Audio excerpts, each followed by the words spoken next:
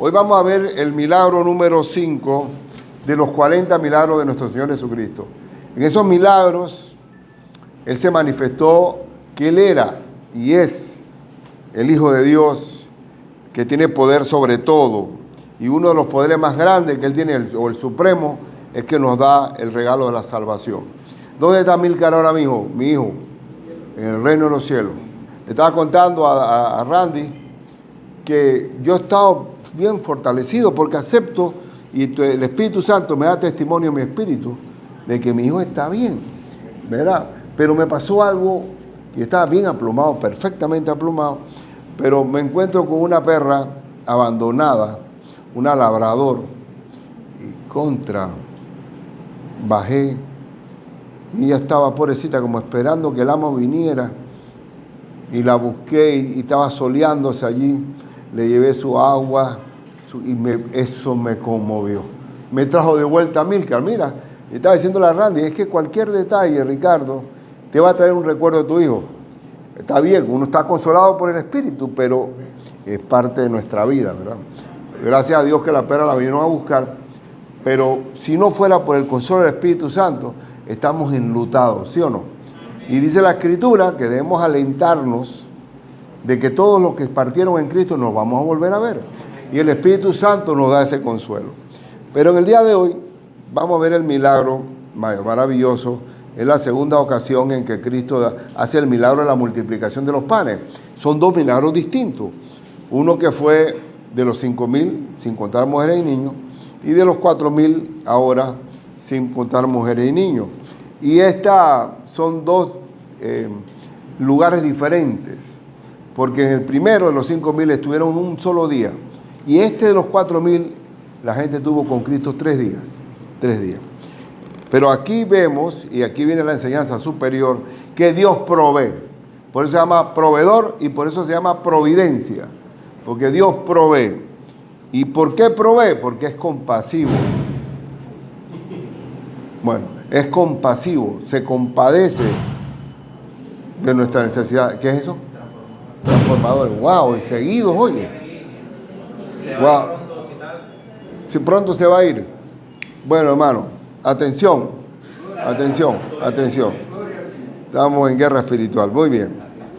Entonces, hay un texto famosísimo que todos los cristiandad lo saben de memoria, que John Wesley le llamó a este texto el cheque en blanco de Dios, que es Filipenses 4:19. Mi Dios, pues, suplirá todo lo que os falte, conforme a sus riquezas en gloria en Cristo Jesús. Es decir, que Dios tiene toda la riqueza de respaldo, pero Él te va a dar lo que te falta, no para que te sobre. El maná, ¿qué tiempo duraba el maná si lo guardábamos? Ya está, al día siguiente ya no funcionaba, así que no podía, para pola, para más tarde, para mañana, no. Era día por día. ¿Y cómo dice el Padre nuestro? Danos el pan nuestro de cada día. Entonces Dios provee. Y este cheque en blanco que está allí, bueno, el banco del universo, que es Cristo. A ver, Vidín, ¿cuánto te falta? A ver. No, es que bueno, si quieres dame un adelanto para lo que... No, ¿cuánto te falta ahora? Y Dios siempre va a suplir lo que falta, no para que nos sobre. ¿Se acuerdan que un proverbio dice, no me des ni riqueza, ni pobreza, manténme del pan necesario? No sea que siendo rico, ¿qué pasa cuando hay mucha riqueza? Te niegue, me olvide de ti. Y siendo pobre, robe. Así que en las manos de Dios somos clase media, hermano. Rico y pobre, sino clase media. El Señor provee para lo que necesitamos. Y no conozco justo, desamparado, ni a su descendencia que mendigue pan. Yo creo que todos podemos dar testimonio de eso, ¿verdad? De que Dios no es un padre de familia que lo vas a llevar a un ministerio de familia a demandarlo por pensión alimenticia. Porque Dios provee para sus hijos. Y gloria a Dios por eso. Entonces vamos a situarnos en Marcos 8. En Marcos 8 vemos siempre el caso de que Dios provee en donde no hay nada. ¿Cómo va a sacar un recurso donde no hay nada? Y vamos a ver, en aquellos días, Marcos 8, del 1 al 3 primeramente, en aquellos días como había una gran multitud. Y cuando la Biblia dice la palabra gran, es grande esa multitud. Una gran multitud. Y no tenían qué comer. ¿Qué problema? Una multitud hambrienta, pues. Es un problema serio. Y Jesús llamó a sus discípulos y les dijo, tengo compasión. Y eso es lo que yo quiero que ustedes lo metan en su corazón.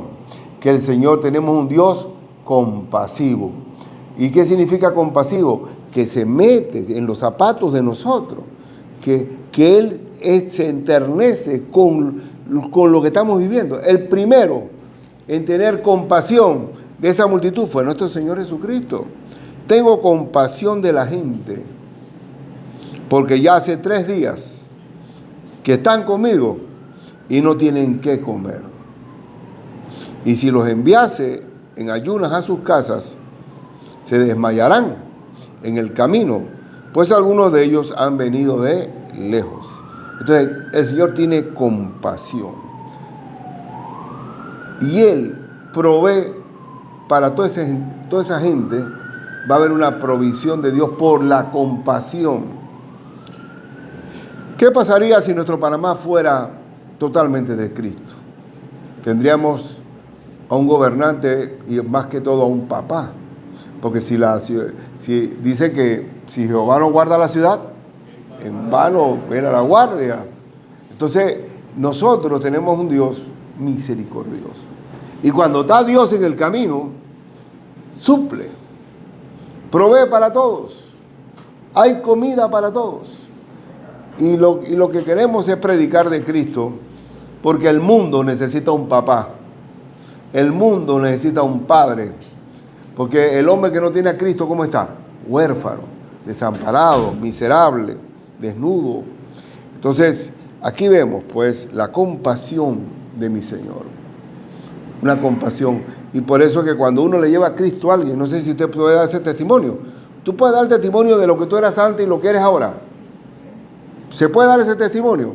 Verá que ese es un Dios proveedor. Un Dios, y que cuando yo estaba con mi esposa, que comenzábamos y conocimos a Cristo, yo como a los 27 años, y nos reíamos, nos deleitaba cómo Dios provee. Y pues, mi esposa, no es que soy el macho alfa, ella no trabajó nunca, porque yo sentía que mis hijos necesitaban a su mamá. Y ella era reina, porque ella no tiene un pelo de oprimida. ¿Te conocen a mi esposa? Entonces yo creo que yo quise que se sintiera reina de la casa y pienso que ya no le puedo quitar la corona. Entonces, pero yo me sentía contento porque en mis recursos que tenía como marido, Dios proveía para todo. Nunca tenían un gran exceso para nada. Vea, muy justo, pero nunca no. Pregúntale a Richie y a Milcar y a Josué si ellos sintieron en algún momento que estaban desamparados. No. Todos los días el Señor proveía. Las cosas se fueron mejorando con el tiempo aún mucho más. Pero nunca, jamás faltó.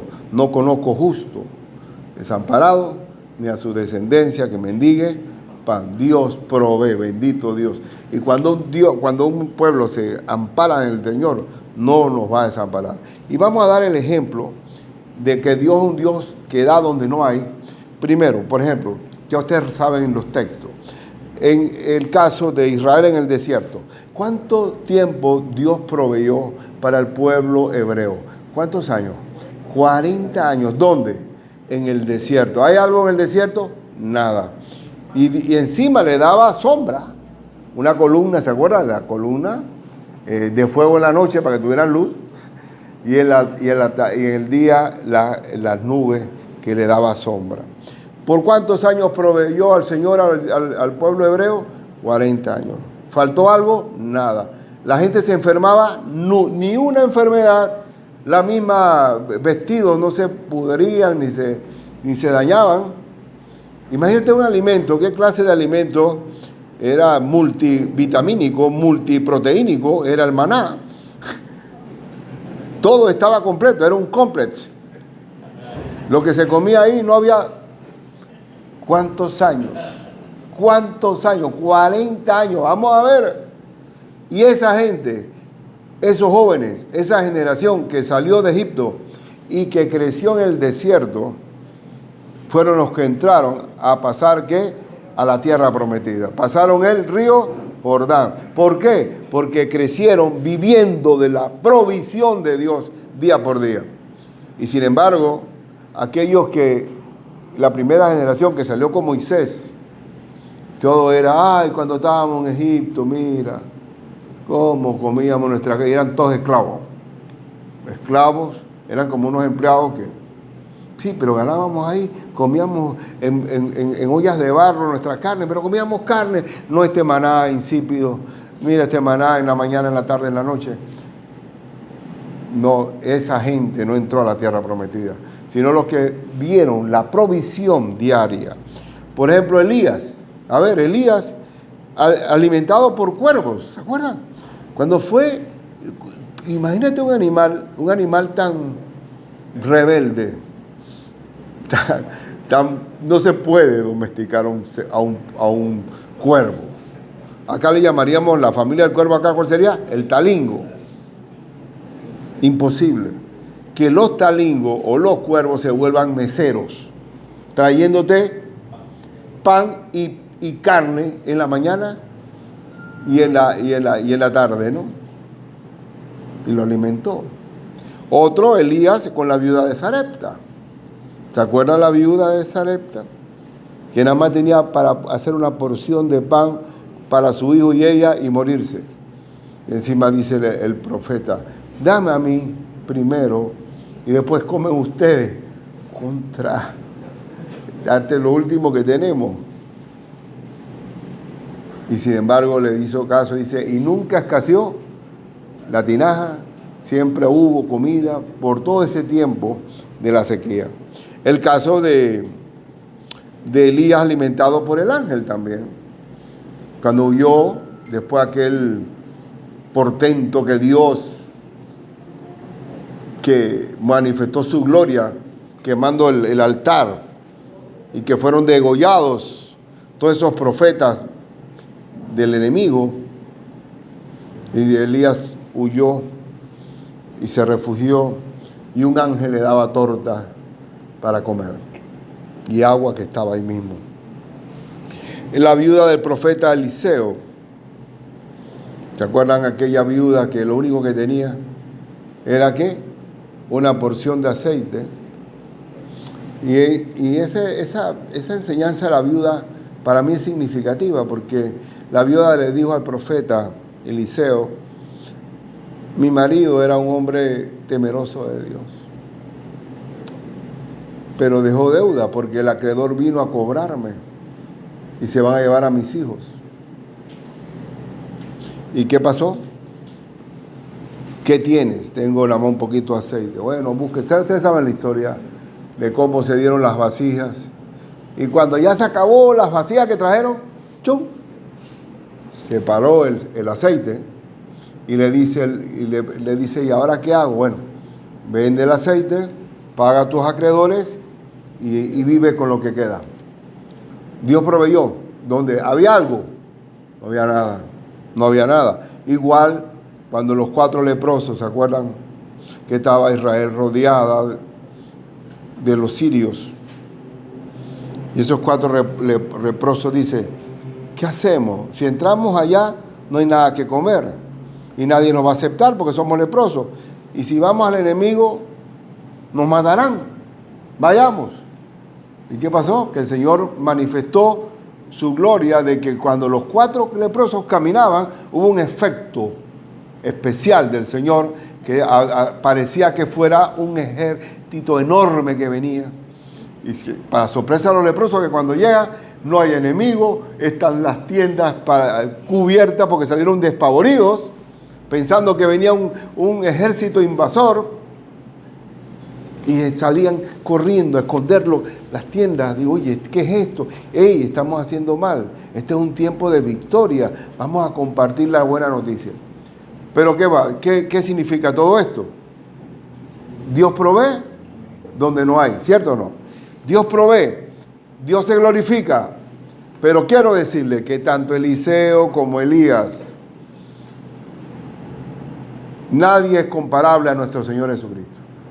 No existe ningún milagro grande así, de ningún profeta del Señor en el Antiguo Testamento, que sea más portentoso que la multiplicación de los panes que no solamente comieron, sino se saciaron y sobró, y sobró. Tenemos un Dios muy grande, un Dios maravilloso, donde no va a haber escasez, y nosotros, si invocamos el nombre de Cristo, Él no nos dejará ni nos desamparará. Entonces, en segundo lugar, en primer lugar es que Dios provee donde no hay. En segundo lugar, y ya, es solamente dos, es que Dios provee y sacia y sobra, ya lo dije, pero ahora lo vamos a ver el final. Marcos 8, 4 al 9. Sus discípulos le respondieron: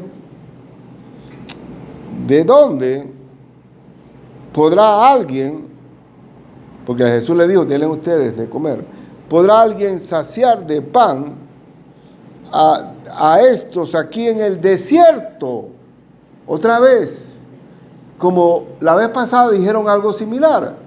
¿De dónde va a haber comida para tanta gente? Y ahora de nuevo, ahora ustedes dirán, bueno, esta gente son como duros de corazón. No aprendieron que el Señor se manifestó en una ocasión y no se puede manifestar de nuevo. No sean así, hermanos. Eso eres tú y yo. Porque Dios ha sido fiel, sacándonos de muchas pruebas. Y la pregunta es, viene una prueba nueva y decimos, ¡ay, a la vida! Y en vez de decir, oye, el Señor me fue fiel y va a seguir siendo fiel. Por eso que un salmo dice, bendice alma mía a Jehová y no te olvides de ninguno de sus beneficios. ¿Por qué? Porque olvidamos, hermano. Olvidamos. Y el que olvida es ingrato. De los 10 leprosos que sanó el Señor, ¿quién fue el que vino a dar las gracias? ¿Cuánto?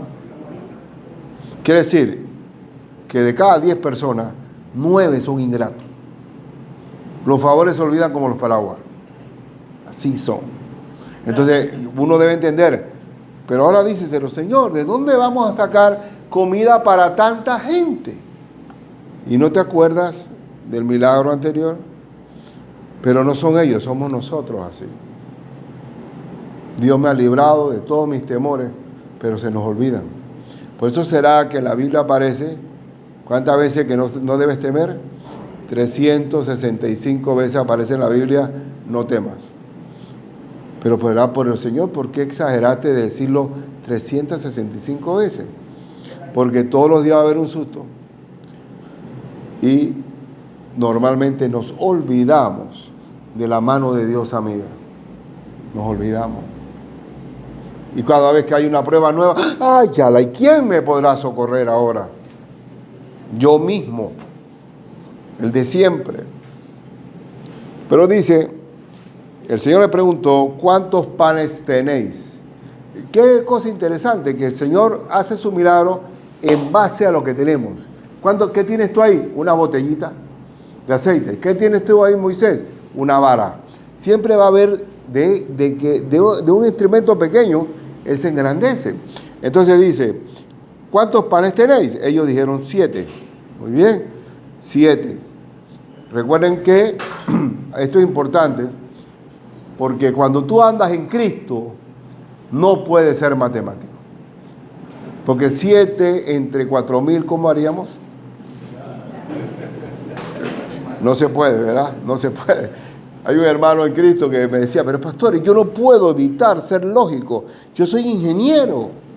No puedo evitar ser lógico. Bueno, desecha la lógica aquí. Te lo voy a explicar matemáticamente, pues. Cuando te montas a un avión, tú no puedes creer en la ley de la gravedad.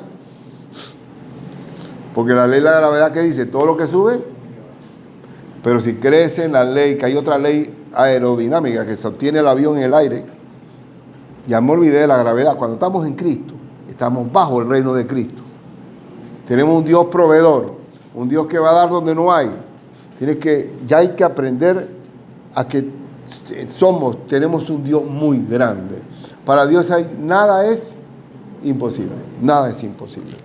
Entonces, seguimos leyendo, dice, entonces mandó a la multitud que se recostase en tierra. Muy bien. En el milagro anterior hablaba de tierra que estaba verde, el pasto, había pasto, era otra temperatura, otro lugar. Entonces dice que tomando los 7 panes, habiendo dado gracias, uno bendice los alimentos, ¿no? Los partió y dio a sus discípulos para que los pusiesen delante. Y los pusiesen delante de la multitud. Y tenían también otros pocos pececillos, o sea, unas sardinas, pues. Y los bendijo también. Y mandó que también los pusiesen delante. Y de esa multiplicación, de la nada, ¿tú lo crees? ¿Tú crees que Dios tiene el poder para multiplicar los panes? ¿Tendrá el poder el Señor para convertir el agua en vino? Es un imposible químico que el H2O se convierta en vino y en buen vino. Pero Dios tiene poder. ¿Y cómo le encanta al Señor que tú creas en Él? Crees solamente. Que hay que ser como los niños. Creer como niños. El niño cuando te dice, te voy a traer algo, ¿te lo creo o no? Pero cumple, porque entonces vas a perder credibilidad. Bien. Y dice y comieron, y se saciaron, y recogieron de los pedazos que habían sobrado 7 canastas. Bueno, esta vez, pastor, hubo menos que sobraron, porque la vez pasada sobraron 12, y eran más. Sí, pero bueno, estarán más hambriados. Pero aquello fue por un día, estos fueron 3 días. Pero en ambos casos era sin contar mujeres y niños. Hermanos, ustedes las mujeres, que ahora todo el feminismo por todos lados, eso no es feminismo, eso es hembrismo. Ya no es machismo, es hembrismo. Bueno, perdón. Bueno, allá los que escuchen. Pero la mujer viene a contar con Cristo. Miren que no se contaban las mujeres ni los niños. Eran 5,000 sin contar mujeres y niños. Ya con Cristo se cuenta. La mujer tiene valor con nuestro cristianismo. Bueno, entonces Dios provee y sacia. ¿Qué dice Isaías 41:10? Que es un texto maravilloso. Hermano, tienes que basarte. ¿Qué es la fe? Es la confianza en las promesas de Dios. Que Dios lo que promete lo cumple. ¿Qué es orar? Es hablarle al Señor. Aquí tú dices, ¿qué dice Isaías 41:10? No temas, porque yo estoy contigo. No desmayes, porque yo soy tu Dios que te esfuerzo, el que nos da la fuerza. Siempre, y ese siempre tiene importancia, siempre te ayudaré. Siempre te sustentaré con la diestra de mi justicia. Aleluya. Tenemos un Dios que siempre nos va a ayudar. Usted sabe que nosotros los panameños tenemos un refrán, ¿no? Creo que debe ser en todas las latitudes de América Latina. Pero siempre, cuando a nivel pues político o de empleados públicos, por ejemplo, entonces se sienten amenazados en su puesto. Ellos dicen, no te metas conmigo, yo no soy árbol sin sombra. ¿Tú no has escuchado eso? ¿Lo has escuchado? Yo no soy árbol sin sombra. Es decir, yo tengo ¿quién me protege a mí? Ningún árbol sin sombra, ¿verdad? Terminan despedidos. El árbol no es de Dios. Pero nosotros sí somos un árbol con sombra. El que habita al abrigo del Altísimo morará bajo la sombra del Omnipotente. Nosotros tenemos la gran palanca de Cristo Jesús. Tenemos un Dios muy grande. No te dejaré, no temas, porque yo ni desmayes, porque yo soy tu Dios. Aleluya. Yo no he hablado ni con el presidente Nito, ni con el anterior, pero con el Dios Todopoderoso hablo todos los días. Y hablé y les manda saludos. Habla él. Yo puedo hablar personalmente con el Dios Todopoderoso. Y me dice, no te dejaré ni te desampararé. ¿Lo crees? Amén. Hermano, tenemos el abrigo del Altísimo. Un Dios que suple. Y mire el mismo Isaías, que siempre Isaías es un profeta, pero poético. Él dice en Isaías 46:4, y hasta la vejez, yo mismo, y hasta las canas. Puede ser, ay, bueno, el pastor ya está lleno de canas, ya no hay nada negro ahí, un pelo negro. Y hasta las canas os soportaré. O sea que lo sostendré. Yo, ¿quién? Yo hice, yo llevaré, yo soportaré y guardaré. Aleluya. Qué tremendo. Qué paternidad más responsable tenemos en el Señor. Es una cosa tremenda eso. Y por eso tenemos un Dios muy grande, proveedor, protector, consolador. Y termino.